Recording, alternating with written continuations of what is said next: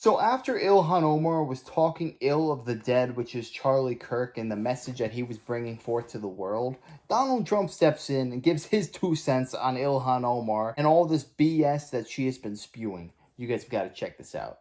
Can't even believe as a congressperson, between her and Ilhan Omar and the group. I met the head of Somalia. Did you know that?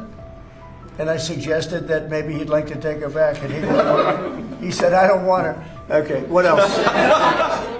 U.S. President Donald Trump took a jab at Democratic Congresswoman Ilhan Omar on Thursday, September 25th. Trump claimed he told Somali President Hassan Sheikh Mohamud to take her back after Omar's controversial remarks about the late conservative activist Charlie Kirk. I met the head of Somalia, did you know that? Trump said in the Oval Office. And I suggested that maybe he'd like to take her back. And he said, I don't want her. The comment drew laughter from those present, including Vice President J.D. Vance, FBI Director Kash Patel, and White House Press Secretary Caroline Leavitt. Remember what I said? Is she a relation to the late, great Davy Crockett? I don't think so. Jackson Crockett, let me tell you, before you even ask, she's a very low IQ person. I mean, if we ever had to pass an aptitude test, that's the one should take one, because she shouldn't even be in the crowd. So I have no idea what you're going to, but I don't think we should waste our time. This is a low IQ person who I can't even believe is a congressperson, between her and Ilhan Omar and the group. I met the head of Somalia. Did you know that?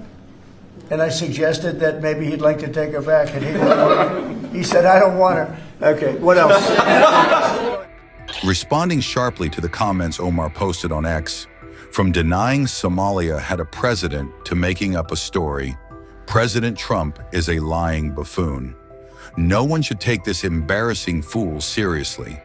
The exchange comes after widespread criticism of Congresswoman Ilhan Omar over her remarks following the fatal shooting of Charlie Kirk, the 31-year-old founder of conservative group Turning Point USA. Kirk was shot at an outdoor event in Utah on September 10th. A 22-year-old suspect, reportedly holding left-leaning views, has been charged with murder and other offenses. Omar sparked outrage by criticizing public tributes to Kirk. In an interview with Zeteo, she said, "There are a lot of people who are talking about him just wanting to have a civil debate. These people are full of issues, and it's important for us to call them out while we feel anger and sadness." She later doubled down on CNN, adding, "I'm not going to sit here and be judged for not wanting to honor any legacy this man has left behind. We should hopefully move on and forget the hate that he spewed every day." On social media, Omar called Kirk a stochastic terrorist and accused Democrats and celebrities of normalizing his legacy. Republican Representative Nancy Mace introduced a resolution to censure Omar for celebrating murder. The motion narrowly failed after 4 Republicans joined Democrats in voting it down last week. Omar also faced criticism from outside politics, with golfer Phil Mickelson writing on X, "Ilhan spews hate every time she opens her mouth. She came here fraudulently and will hopefully be sent back to Somalia soon." Last week in the Oval Office, I asked you about if Ilhan Omar should be censored. Congress censored her. I just want to get your reaction to that. They did censure it. Good. When did this happen? Yesterday. Yeah, good. Yeah. I think she's terrible. I think she should be impeached. I think she's terrible. Was she originally from Somalia? So how are they doing it? How's their government? Do they have a president? Do they have a council? Do they have anything? Do they have police? I love these people that come from a place with nothing, no anything, and then they tell us how to run our country. Now, I think if she got censored, that's great.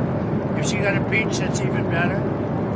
They impeached me twice for nothing, and they impeached me knowing the Republicans are on my side, so they knew it was just. But they impeached me twice.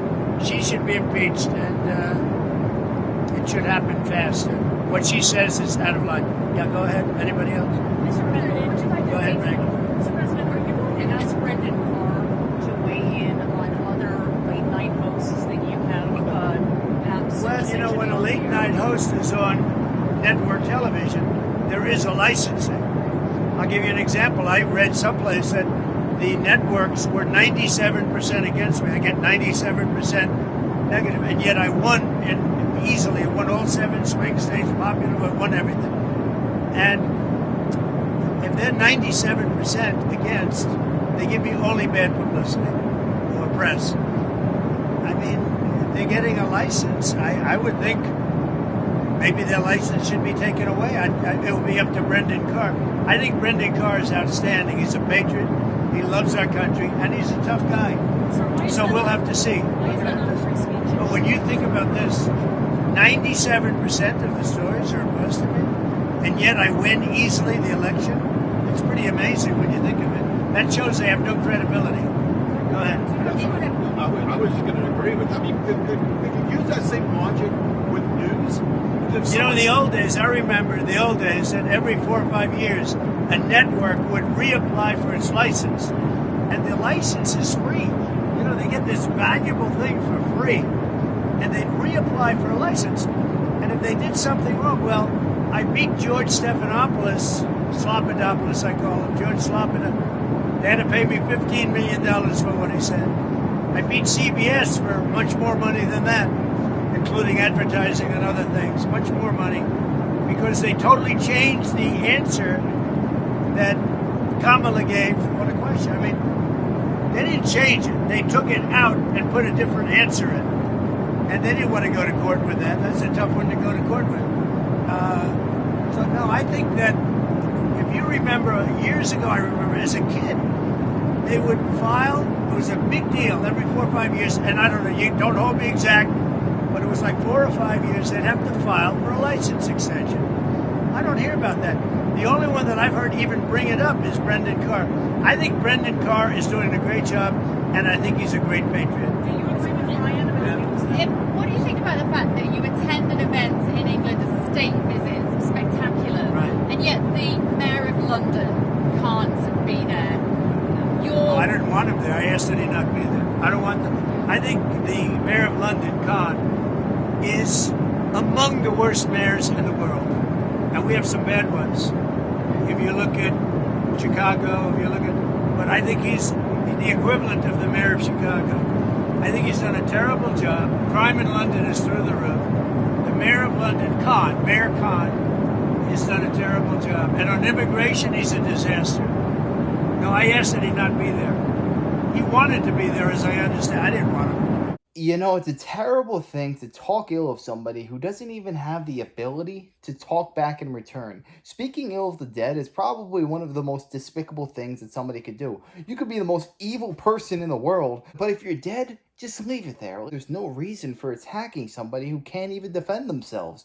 And in the matter of Charlie Kirk, not only did Ilhan Omar talk bad about him once, then she doubled down, goes on CNN and says, there's nothing wrong with me not honoring this man's legacy. He's nothing but a hateful bigot, this, that, or the other, saying he's a bad person for wanting to have civil discourse and political discussions with any and everybody. Isn't that what we want as a society? That's how our country was founded. There were staunch debates in Liberty Hall, people deciding on how this country should be formed, what should we do, how should we as America prosper in the coming years. And all that Charlie Kirk wanted to do is to bridge that gap between the Democrats and the Republicans and just treat everybody as they truly are, which is Americans, human beings, people who just want the best for this country. And he was trying to break down previous biases that some people would have and say, why do you believe this to be true? Do you have any evidence? And he would go back and forth, and he would change his mind sometimes, and they would change their mind sometimes. It was something great and magical to see, because there are few people in the world who had his ability. And Ilhan Omar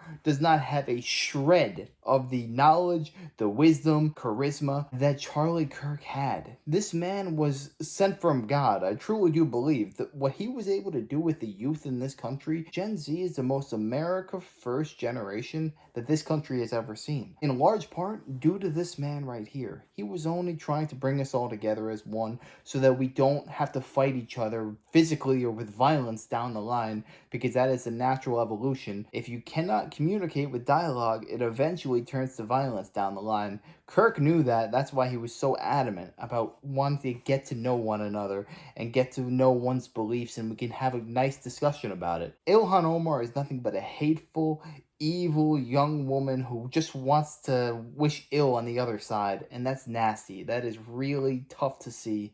If she passed away, I would not say anything negative about her. I would leave it as it is, because carrying that hatefulness inside you and then wishing ill on the other side, even though that they're passed away, that is a level of hatefulness that I hope I would never achieve. And not to mention that this woman falsified information on her immigration documents. Isn't that grounds for deportation? Like, what is she doing in this country if she was lying in her application to even get into this country? I don't know, but we need to get an investigation into this woman, because it's just too fishy to me. Something does not add up. But yeah, let me know your thoughts on this down below. And did you know anybody in your personal life or through social media that were happy when Charlie Kirk passed away? And if so, do you have a different perspective on that same person now, or do you just stop talking to them entirely? Let me know. I'd love to know your thoughts. And if you enjoyed, make sure to smash that like, comment, subscribe, and wish you guys nothing but the best. Till next time.